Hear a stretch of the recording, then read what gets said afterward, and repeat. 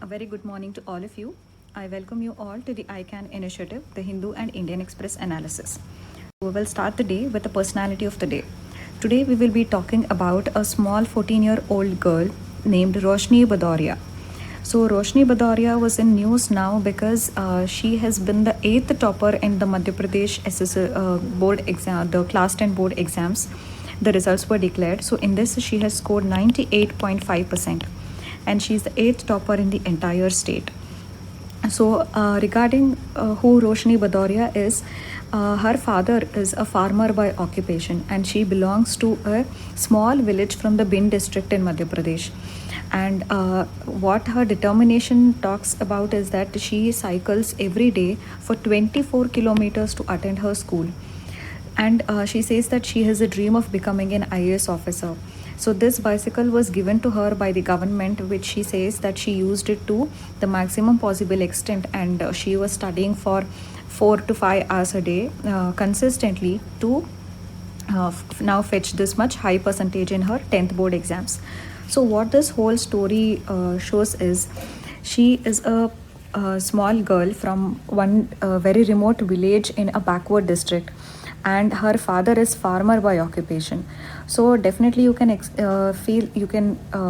we can expect that there would have been poverty in her home, and her father is a farmer, so the farm distress is already very acute in the country.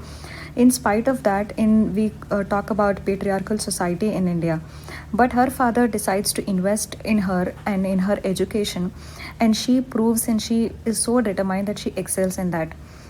So this shows the power that the girl children have. If they decide to, if they are encouraged and they are determined to exceed, they can definitely exceed. It is upon the parents to consider that getting a girl child educated is also an investment which is going to bear fruit. Now she's the 8th topper in the entire state, and it's a moment of so much of pride for the entire family. So this talks about this patriarchal society as a counter example for this. And it also shows that education is a tool to come out of the vicious cycle of poverty. And this also highlights that even in this modern era, this girl had to cycle for 24 hours to reach her school. So this highlights the problem of accessibility and affordable education to the all sections of the children. So this is one more thing, and definitely it's a motivation for everybody out there who come out with so much of excuses. She cycled for 24 kilometers every day just to go to school, and even after cycling so much, she comes back home and she used to consistently study. So all of this highlights the determination of the small girl, and how education is a powerful tool to come out of the cycle of poverty. And it's also a very good counter example for the patriarchal society and the girl children not getting educated. So now with this, we will start first topic of the day. So this is the most recent example of China's aggressive postures. So on the one hand, the China's aggression across the line of actual control is already seen with respect to India. Then how China has been behaving in the South China Sea more aggressively, that also we know. And now China has started with some border disputes with Bhutan also. So the recent news has been that in the month of June 2020, the UNDP GEF, that is the United Nations Development Program Global Environment Facility. So this GEF provides financial assistance to various states for conservation of the environment.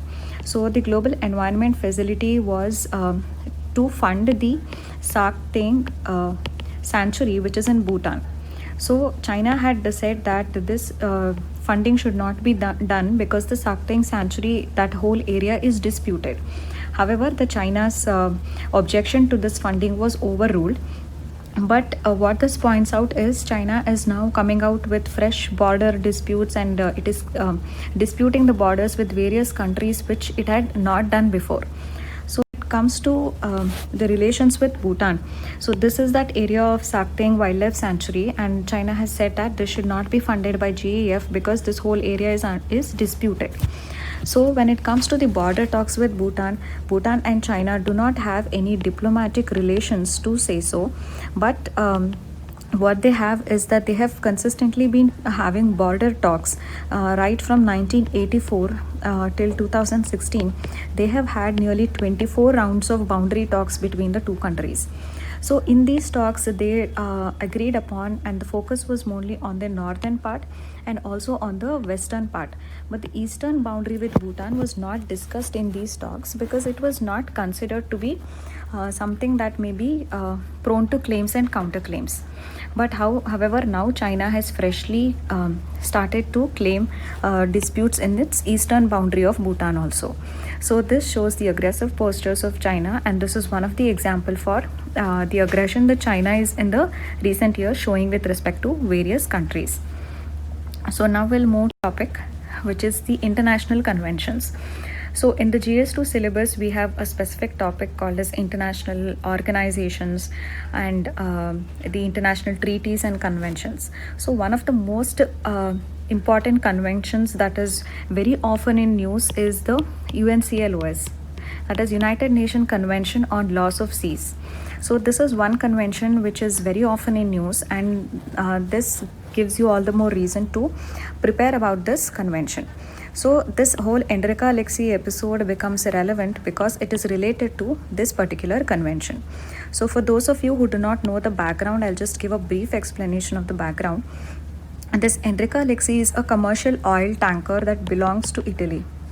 So in 2012, two Italian marines who were on this Enrica Lexie, which is an commercial oil tanker, so they were there in the India's contiguous zone, which is about some 20 nautical miles off the Kerala coast. So when this Enrica Lexie was going there, they saw an Indian fishing boat and two fishermen on the boat, and they somehow mistook it to be some pirates there. So they shot the two fishermen dead. So this was the whole episode, and after that India claimed that the jurisdiction to try the two Italian marines who have shot dead two fishermen should be with India. But Italy has had counter-claimed that the jurisdiction to try these marines should be with Italy. So finally the case was taken to the International Tribunal for Laws of Seas. So now this tribunal has given the verdict. So that is why this whole thing is. So now we have this convention, which is the United Nations Convention on Laws of Seas. So under this convention, this tribunal has been set up, which is the International Tribunal for the Law of Sea. So this tribunal has given the verdict now. So Italy's claim was that these Italian marines were actually the state officials who were doing some operations in that particular area. So they have the immunity from in relation to any acts that they have committed, and also the jurisdiction to try the Italian marines for their acts should be with the Italy. So finally now ITLOS has given the verdict, and in the verdict the ITLOS has said that these two Italian marines have immunity in relation to the acts that they have committed during this incident because they were state officials. So they were acting as state officials, and that is why for their actions they have immunity. They enjoy that immunity. And secondly, ITLOS has also said that the jurisdiction now to try these marines is with the Italy and not with India. And this tribunal has also advised both the countries that they should suspend all the court proceedings which are now pending, and they should also refrain from initiating any new litigation on this. So this has been the verdict of the International Tribunal for the Law of the Sea. So given rise to several issues which are related to the convention. The first issue is the jurisdiction of this whole convention of UNCLOS. So this United Nations Convention on Laws of the Sea will have this convention deals with various issues that happen on the high seas. But however, this whole issue is about the immunity that these state officials are being provided, and these immunity that the state officials are provided are usually governed by some bilateral agreements between the two countries. So any bilateral or multilateral agreements between the countries will determine the immunity of the state officials. But is UNCLOS as an international convention, and does it have the jurisdiction to determine whether these Italian Marines enjoy immunity as state officials? So does it come under the jurisdiction of UNCLOS? That is one issue. So whether it is sidestepping its jurisdiction and is commenting on, and it is giving verdict on those matters which doesn't fall under its jurisdiction, namely commenting upon or giving verdict on the immunity enjoyed by the Italian Marines. So that is the first issue related to this convention. The second is a wrong precedent. Why wrong precedent? Because in this verdict, the tribunal has said that these Italian Marines were state officials who were deployed on an Italian commercial vessel, and they enjoy immunity because of that. So, however, no convention till date has defined that such persons like Marines, they can be provided immunity from local criminal jurisdiction. So, usually when you talk of immunity is usually given to the heads of the state, or some diplomats. Diplomats are also given some amount of immunity.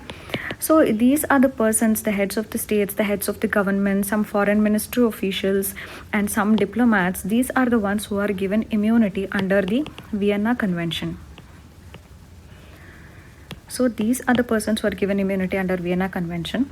So in this case, if the tribunal is saying that the Italian Marines also enjoy immunity, so that is like setting a wrong precedent, because tomorrow countries would enact many domestic laws, and they would define every person, even the military and paramilitary personnel would be defined as state officials who would enjoy this immunity.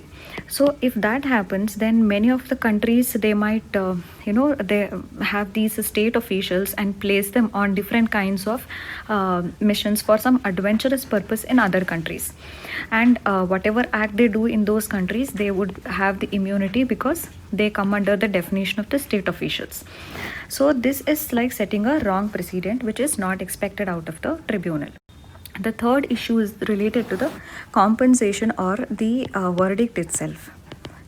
So in this case, the tribunal held that for whatever act the Italian Marines have done, Italy needs to pay compensation, because the Marines have caused a loss of life, they have caused physical harm, and there is also a material damage to property. So all of this needs to be compensated. But does it really serve justice? Because they have caused loss of life and so much of suffering, and how can that be compensated? So the verdict per se, has it really done justice for the loss of life that the Italian Marines have caused of the poor fishermen? So the ability of these tribunals and the conventions to provide justice in various issues that have been involved, so that is another issue related to such international conventions. But however, as far as India is concerned, this is another good example which shows that India has always been a good international citizen, because India has accepted the tribunal's award. But look, China on the other hand, even China had this Court of Arbitration verdict on the South China Sea issue. When the verdict came, China rejected that verdict. So China has always been not so accepting of the international tribunals awards, but India as a good international citizen has had this behavior where the international tribunals awards are very much respected in India always. So this is one good example that can be quoted related to this, and the other is the issues which are related to these conventions. Now we'll move on to the next topic.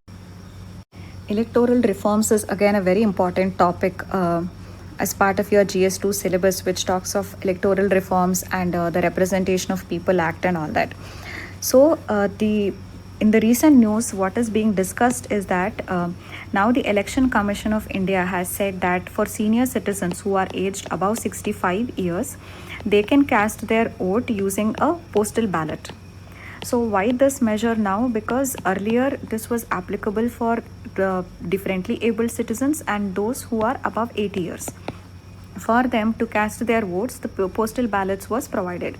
But now, because of the COVID crisis, and there is an increased vulnerability of those who are above 60-65 years, this measure is being taken by the Election Commission that whoever are above 65 years, they can cast their vote using a postal ballot.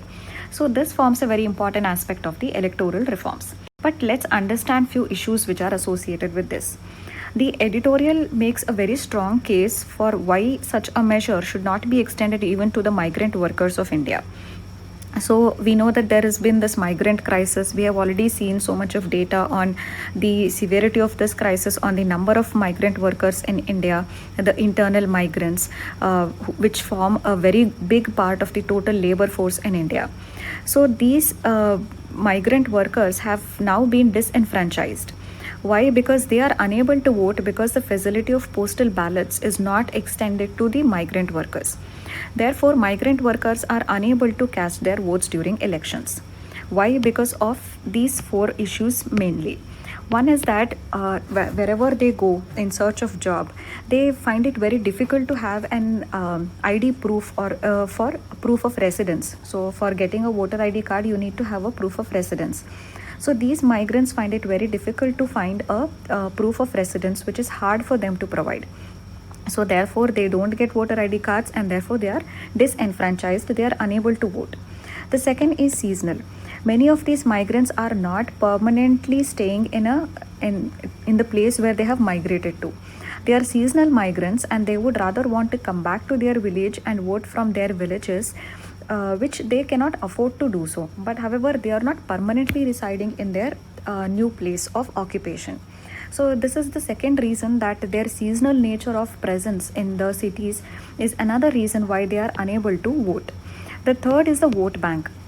These migrant workers do not form a vote bank for the city in the cities. So therefore, they are not politically important group of people to consider their grievances, or for that matter to consider their rights. So they are not a good chunk of vote bank, and that's why their rights and their grievances always go unheard. So this is the third reason why they have been disenfranchised. Fourth is targeted. Why? Because in several cities where these migrants have migrated, they are targeted for taking the jobs away from the local population. So when they are being targeted, forget about providing them the right to vote, they are being targeted for taking away jobs from the local population. Due to these many vulnerabilities, this entire flock of the migrant workers in India have been disenfranchised. So they are not enjoying their right to vote because of these circumstances. When we talk of Election Commission of India's success, it's a matter of pride that India currently has nearly 91 crore registered voters. So we have these many registered voters, and in the 2019 general election, the voter turnout was 67.4%. So 91 crore is the registered voters, and 67.4% was a voter turnout. So this is a matter of pride, and it shows the success of Election Commission of India. In that case, why is it not possible for Election Commission to extend these postal ballots or any other alternate mode of voting to this vulnerable section of migrant workers in India? So that means that we need a model of voter portability, so that these migrant workers are re-enfranchised. So this is very important. So for re-enfranchising the migrant workers, what we need is a voter portability. So for this, we have several alternative models.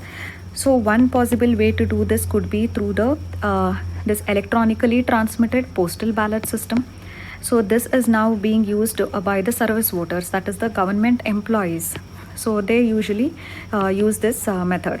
So this is electronically transmitted postal ballot system, or they can cast their vote through the proxies. Usually this is done for the military personnel who are serving, so their proxies vote for them. So the migrant workers could also have proxies who can vote for them. Or the one more best resort is to have one nation, one voter ID. So now currently, because of the COVID crisis, we are talking about one nation, one ration card, where we see that the migrant workers are not denied of free ration or free food grains at the PDS and the fair price shops, because they don't have the proofs for their stay in the the areas where they have migrated. So because they don't have ration card in the cities, these migrants are unable to get access to the free food grains which are being given to them. In order to overcome this, government is now going for one nation, one ration card. So when we are already taking these measures, we can also have something called as one nation, one voter ID card. So if you have the voter ID card, no matter where you are, you must be able to vote. So this is called as the ballot portability and the voter portability. So this needs to be ensured if the migrant workers have to exercise their franchise. So these are the alternative models which we can explore, and we can help these migrant workers also cast their votes. And why it is important to ensure that the migrant workers are re-enfranchised is because once they have the right to vote, they become a very important set of people. They become important vote bank, and that can definitely change the way they are treated. They suddenly will become important from political point of view. So if they have the right to vote, they become politically important, and therefore many schemes and welfare benefits will be directed towards them. So that is why it is very important to give them their right of casting their vote. So in this regard, there's a quote by Thomas Jefferson. The quote says that we do not have government by the majority, we have governments by the majority who participate, which means not all people are able to participate. So therefore you can't say that government is by the majority. It is just by the majority who are privileged enough to participate. So this should change. We must have government by majority and not government by majority who participate. We must ensure that everybody participates, and that is the hallmark of a truly inclusive democratic India. So that should be the case. So now with this we will move on to the next topic, which is related to the prison reforms. So even previously we have discussed several articles on the prison reforms, and the title says that when bail is an exception. So in this case also we have seen this quote that usually it should be that jail is an exception and bail is a norm, but usually what happens is jail has become the norm and bail has become an exception. So this is the status, that the current status of the prisons in India. So the recent news that is related to this is that now a 62-year-old man had died in the Delhi prison of COVID-19. In fact, this person had filed a bail application when he was in the ICU in the hospital. But even when he was suffering from COVID and he was in an ICU in their hospital, his bail application was denied, and ultimately he died because of COVID. So similarly, several such elderly under trials are languishing in the jails of India who have been denied the, bail, and their bail applications are being rejected.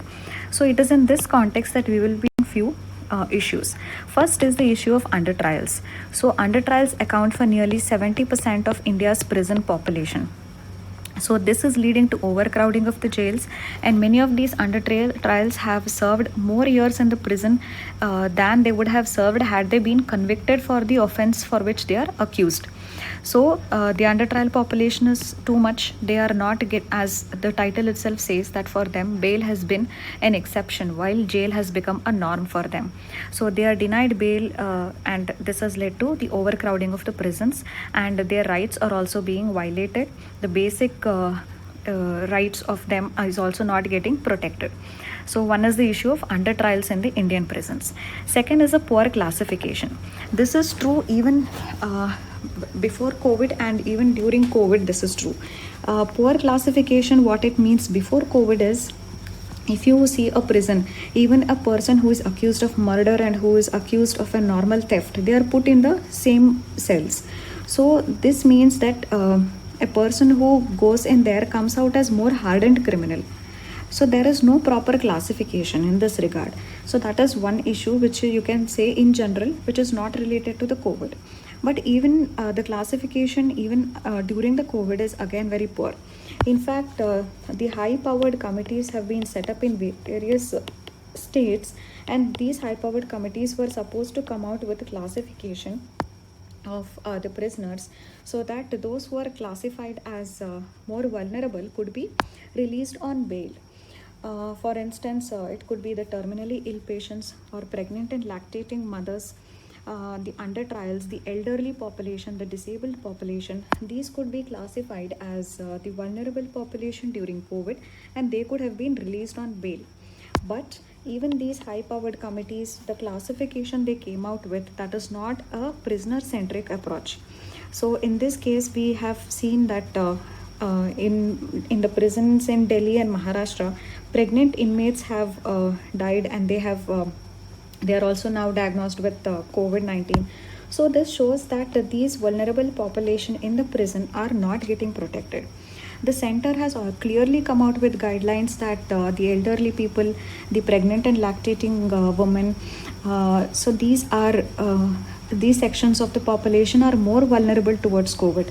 But somehow this whole guideline is not followed within the prison, that the same set of population which are vulnerable inside the prisons, they are not getting their, they are unable to enjoy their rights. So this is one is a classification issue. Next is a cruelty. Cruelty is that these many of the pregnant and lactating mothers, these pregnant mothers are denied bail even during the COVID crisis. But these prisons have then become hotbeds for the spread of COVID. And the childbirth is also happening in such a circumstance. So this amounts to cruelty and inhuman and a degrading treatment for a pregnant woman. So this cruelty is again, it violates the basic human right and the human dignity of an individual, and this amounts to, as I said, cruelty and inhuman punishment. So this is another issue, that such population as the pregnant women are also being subject to such cruelty and inhuman treatment, that it is leading to custodial childbirth and incarcerated pregnancy. The last issue is a violation of the fundamental rights. So definitely Article 21 of the Constitution grants the right to life and liberty. So this whole thing is violated because of such incarceration and the under trial population who have not been given their basic rights, who have not been given access to justice, and even bail is being denied to them. So this is a violation of the Constitution. And the last issue is a violation of United Nations rules. So one of the United Nations rules, namely United Nations Rules 24, for the treatment of women prisoners, it says that non-custodial means should be preferred for pregnant women during a pre-trial phase. So it says that there has to be a preference for non-custodial means for pregnant women. They must not be kept in, preferably pregnant women must not be kept in custody during the pre-trial phase. So this is a United Nations rule on the treatment of women prisoners. This is also being violated now, because these pregnant and lactating women are also now being kept in the jails and they are denied bail. So these are the various issues that are associated with the Indian prisons. Now we'll move on to the next topic, which is related to the agriculture export reforms. And this article was written by agricultural expert Ashok Gulati. So we have already discussed many times before that whenever such experts formulate their opinions, you can write that in the answer along with the name of the expert. So whenever you are writing anything related to promoting the agricultural exports, then you can take the name of agricultural expert Ashok Gulati has made these recommendations, or has is of the opinion that whatever it is. So you can take such names which will add more value to your answer. So now when we come to agri export reforms, the editorial makes two important observations. The first observation is that whether India is a net importer of agricultural products or is it a net exporter. So the first observation is that India is a net exporter of agriculture products. So India is a net exporter. That means its export is more than its import. The second thing is that the net exporter status, this has been consistently there since the economic reforms of 1991 began. That is, after 1991, every year our agricultural produce exports is more than our imports.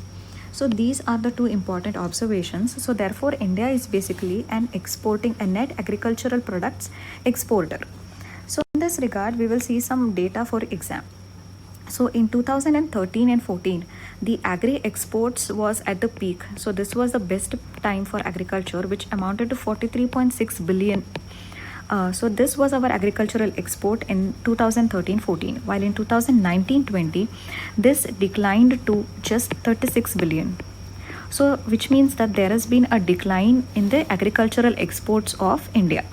So at the same time, we are talking about a doubling of agricultural exports by 2022. So this will appear far-fetched given that there has been such a decline in the agricultural exports from India. So this goal appears to be very far-fetched. So what should be our strategy to increase the agricultural exports? The first thing is that we need to augment our exports and we need to compress our imports.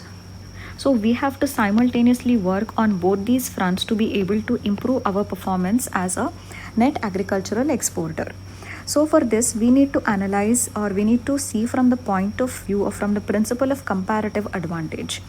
That means whatever we are exporting, is it advantageous to export that? Is it advantageous to give more incentives for export of agricultural produce A, or is it more advantage if we produce the same incentives to some other product and export it?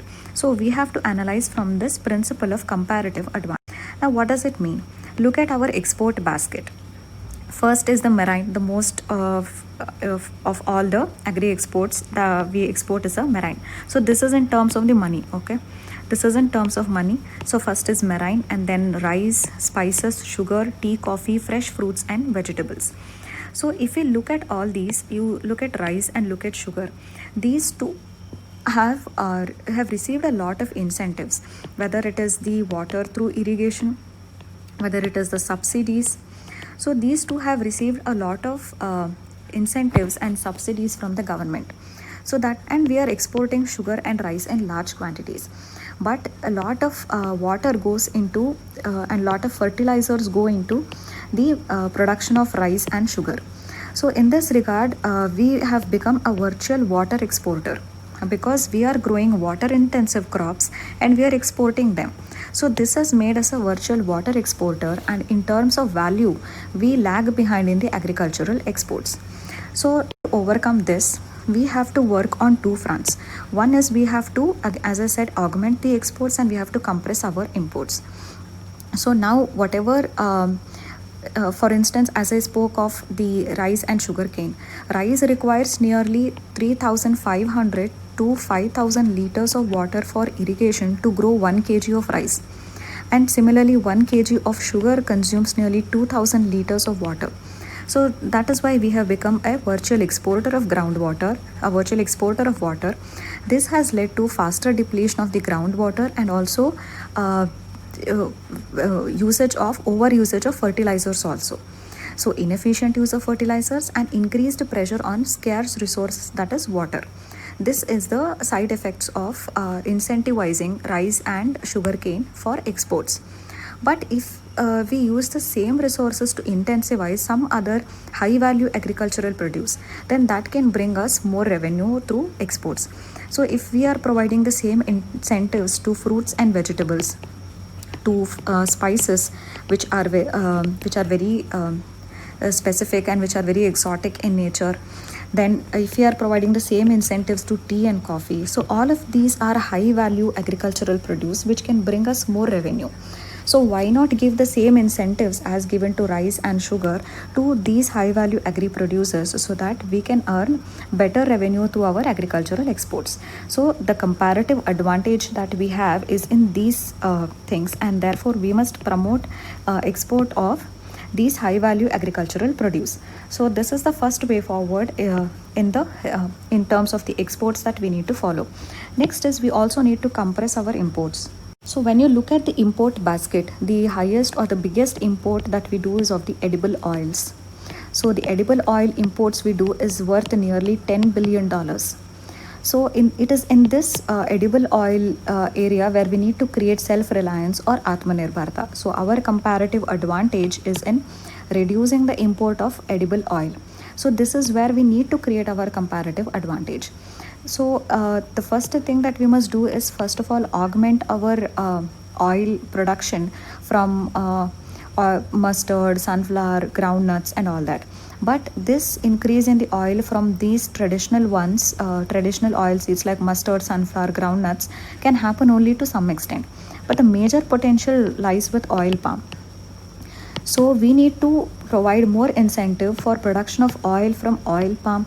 We need to increase the area under cultivation of oil palm, and we need to invest in better technologies for better oil extraction from oil palm. At the same time, this same thing applies for mustard, sunflower, groundnut, cottonseed, all these things. So we have to increase the domestic production of the edible oils with the help of a long-term strategy, so that we can compress upon our agricultural imports. So these are the twin strategy that we must follow in order to promote the agricultural exports and become a net agricultural exporter. So the next topic, which is initiatives for education. So this whole article, just a few initiatives which have been taken in the past related to promoting education have been mentioned. So we can just quickly have a look at few of these initiatives mentioned in the editorial. Apart from a mention of these educational initiatives, there was nothing in the article. So the first is the Ekalavya Model Residential Schools. So government has now launched a scheme to construct more than 400 new Ekalavya Model Residential Schools by 2022. So these Ekalavya Model Residential Schools are being set up in the tribal blocks. So here the tribal children mainly study in these residential schools. So whenever you're writing about tribal welfare, do always make a mention of Ekalavya Model Residential Schools as part of way forward, that is how to increase the penetration of education among the tribal children. The next initiative that has been taken is the e-Vidya. So e-Vidya scheme, basically it provides for distance education. So as the name itself says, e-Vidya, so it is distance education. It can use the medium of online media, or it can be the mass media through some TV channels. So through these media, distance education will be provided, and this can benefit nearly 25 crore school going children. So because the content is going to be there class wise, that is there will be a dedicated channel for each class. So it means that the content that is delivered for each class is going to be customized for that particular class. So customized lessons are going to be there, and therefore it is also going to improve the teaching learning experience. So it individualizes the teaching learning experience, and it is going to deliver customized content based on each class. So for each class there is a dedicated channel. This is a pro of e-Vidya. Next is the Manodarpan scheme. Manodarpan, as the name itself suggests, has got to do with the psychological health. So this scheme, it tries to address the various psychological issues that the children are going through, and this program covers both the students as well as the parents, because parents they see the signs of any psychological ill health of the children, and they can also manage this at their levels by motivating the students and reducing the pressure on them.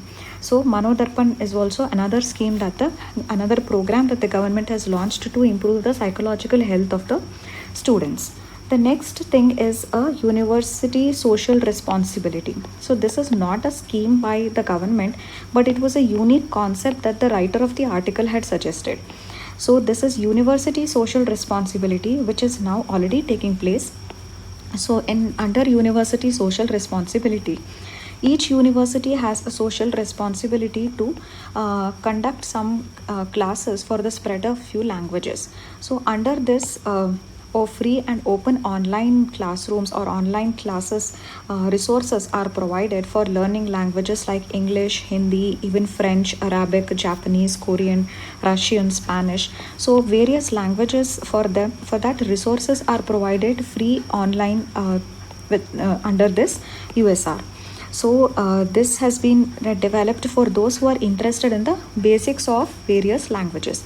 So this is a university social responsibility. So you can use this as a concept, not necessarily just write the same content that it is used to popularize or help students learn basics of language, but you can use this concept in your answers as part of way forward. Like there has to be a university social responsibility which can take up the more vulnerable students or more backward and poor students and help them to excel in their degrees. So that also you can use this concept, you can make it your own concept and write in the exam.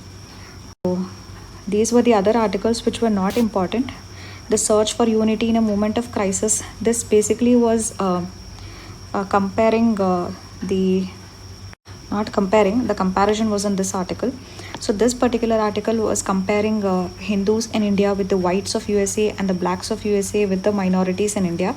So this was completely one-sided, biased, say to say so, article which is not relevant from exam point of view. This again didn't have any substance. So this too, there was nothing much in this. So these were other editorials in today's newspaper which were not relevant for the few. So today's question is major electoral reforms which are now required in the country. It's a 15-marker question for 150 words. So electoral reforms is a very popular topic which can be asked anytime, any year. So use this as an opportunity to prepare the whole topic of electoral reforms. What reforms are now being suggested, what is to be done in the future, what electoral reforms are needed, and what of these reforms has come from Supreme Court, which of these reforms has come from the Election Commission, what is required to be done in the future. So everything related to electoral reforms, prepare thoroughly. Use this as an opportunity to just complete and finish off this topic. Now let's discuss yesterday's question. So the question was on pros and cons of privatization of railways. So this is a standard question which you can face any year.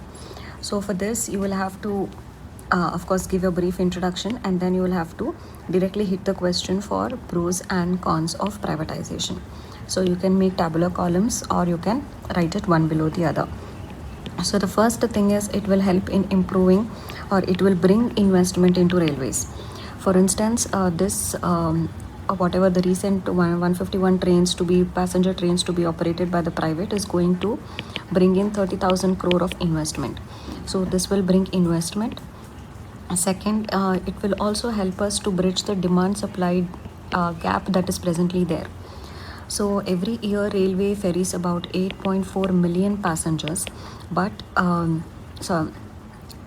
out of this 5 crore, not out of this, but another 5 crore passengers cannot be accommodated, could not be accommodated in 2019-20 because the number of trains were less and the demand for the train tickets was more. So people were put in the waiting list and they could not travel. So this demand supply gap can be bridged if more private sector participation comes in. The third is it can bring in more modern technology, and because of this modern technology we can also expect a lesser transit time. So private sector can bring in more technological upgradation. The fourth reason is it can lead to better facilities for the passengers, because the private sector is more competitive and it wants to attract more people, and therefore it will provide better facilities. And the fifth reason is it can also lead to revenue collection for the railways. So why revenue collection? Because these private players, they will have to pay the Indian Railways fixed haulage charges, energy charges, and even a share in the gross revenue, which will be determined during the bidding process. So this will help, this will act as a stream of revenue also for the railways, which is already running in losses. So this revenue for the railways can be again plugged back, can be invested into improving the railway infrastructure. So it will bring additional revenue. The sixth reason could be that this can help us in Make in India program, because whatever the recent scheme now has been launched to invite the private sector. So there also it is said that it has to be, the coaches should be manufactured in India. So this is going to create more jobs in India. It is going to promote domestic manufacturing, and thus it's going to promote Make in India. So this is another advantage. Seventh is that safety and punctuality may improve, because now the Indian Railways is known for not being on time. So and also so many accidents will keep happening. So with the private sector participation, they will focus more on customer satisfaction. So therefore it might improve punctuality and safety. And similar experience was there with the British Railways also. In the British Railways also, the safety and punctuality improved once the British Railways was privatized. So safety and punctuality can also improve. Eighth reason could be that the private sector is it wants to be more competitive and efficient, and for this it will have to invest in more technology, and thereby it might also invest in research and development. So the private sector may get engaged in research and development, because that is going to make it more competitive and efficient. And ninth reason is it can help us to improve upon the specialization aspect. That means what? There are so many technical areas in the railways like track laying, signals, transmission, coach design and manufacturing, engine manufacturing and maintenance. So all of these are technical areas, and we can have specialization in these areas with the help of private participation. So these are the various pros for privatization of railways, and committees like the Bibek Debroy committee and even Niti Aayog, they have suggested the private sector participation in the Indian railways. So similarly, we will discuss the cons. And the cons, first thing you can say is railways as a social welfare objective, but with the private sector participation, you can't expect the same. The fares may not remain low. But yesterday also we discussed that if the private sector keeps the fares high, then it will lead to competition with the airways. And if there is competition with the airways for similar range fares, then the airways may throw the railways out of the market. So this is the risk associated with it. Next is the private sector is more profit oriented, so some of the routes may not be very profitable to the private sector. So in those not profitable routes, connectivity might suffer. So connectivity might suffer because some routes are not profitable to the private sector. So that is one thing. So therefore, it will not lead to balanced regional development and inclusive development. Next issue is related to the regulation. So we need a regulator which can check the private monopolies. So when private sector participation comes in, it can also lead to private monopolies. So this will have to be prevented. At the same time, we must ensure that there is no over-regulation. There is no regulatory cholesterol. So regulation is another challenge when the private sector is invited for participation. Next is a loss of jobs. So now a lot of computerization has happened in the Indian railways, but however, the railways has not shed its manpower. So it is said that the Indian Railways already has excess manpower, and when we are calling for private participation, that is privatization, then it will look for modernization and computerization, and that might lead to further loss of jobs. The sixth is that the Indian Railways is basically integrated vertically. So it's an integrated vertical organization. So it will be very difficult to privatize some portions of it and keep the rest with the government. So that time, if that is the case, then there has to be coordination between the state authorities and between the private players, and that can be very difficult to achieve. So this is another issue. And the next is that the Indian Railways also have a strong workers union, so it is difficult to convince them to go for privatization. So this is another challenge. So as part of the way forward, even if it is not asked, you have to write way forward.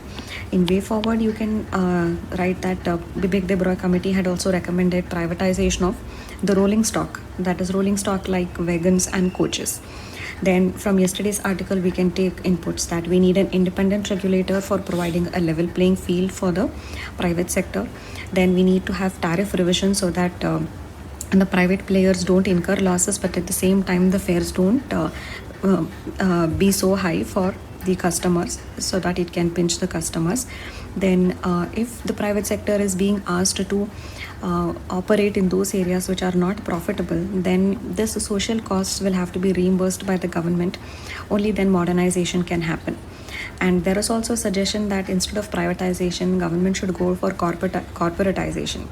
That means now Indian Railways is in the form of it's a Ministry of Railways, so it is a department. But so therefore there will be more government control. But if it is corporatized, then it will have a board of directors, it will have its own share, the government will be the major shareholder. So it will have its own management which will take decisions purely on the commercial basis. So corporatization is also one way that can be the way forward. And you can use these committees like Bibek Debroy committee, wherein he recommended privatization for rolling stock. At the same time, you can also talk about the Rakesh Mohan committee, when he said that we need to be very cautiously moving forward in this, given the international example. So with this, you can conclude your answer. So that's it for today. Thank you.